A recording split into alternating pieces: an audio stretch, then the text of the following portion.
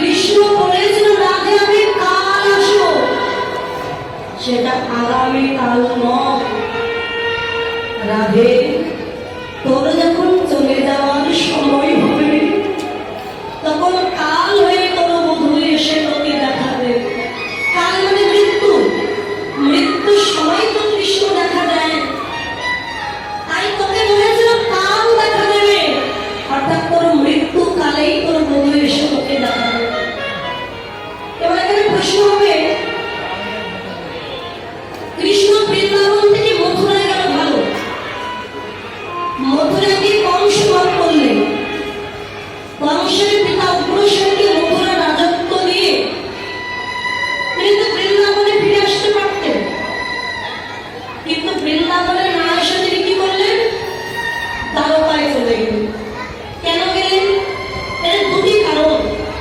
প্রথম কারণ, ভগবান দেখলেন আমি যদি বৃন্দাবনে ফিরে যাই, আমি তো কংস বধ করেছি, কংসের শ্বশুর মশাই জরাসন্ধ আমার প্রতি তার রাগ, তার জামাতাকে আমি বধ করেছি। আমি যদি বৃন্দাবনে ফিরে যাই, আমার উপর প্রতিশোধ নেওয়ার জন্য বৃন্দাবনে অসহায় গোপ গোপীর উপর অত্যাচার করবে জরাসন্ধ।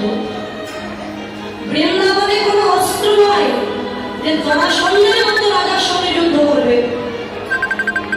তাই আমার জন্য তারা যেন কষ্ট না পায়, আমি আর ফিরবো না। এটা একটি কারণ। আর দ্বিতীয় কারণ, কৃষ্ণ চিন্তা করলে বৃন্দাবনের ভক্তের মনোবাসনা পূর্ণ করেছে আমি, মথুরার ভক্তের মনোবাসনা পূর্ণ করেছি, কিন্তু দ্বারকার ভক্তের মনোবাসনা যে পূর্ণ করতে পারি। তাই দ্বারকায় প্রভাস নদীর কথা মনে পড়ে যে কৃষ্ণচন্দ্র দ্বারকায় গিয়ে রাজা হয়ে বসলেন, দ্বারকা নগরী নির্মাণ করলেন। তার প্রভাস নদীর কূলে যজ্ঞ করবেন বলে কৃষ্ণ সিদ্ধান্ত নিচ্ছে। একটা যজ্ঞ কখনো একার পক্ষে সম্ভব হয় না, কি করে হবে? এই জায়গায় কীর্তন হচ্ছে, একার পক্ষে কিন্তু হবে না, একটা কমিটি গঠন করেছে।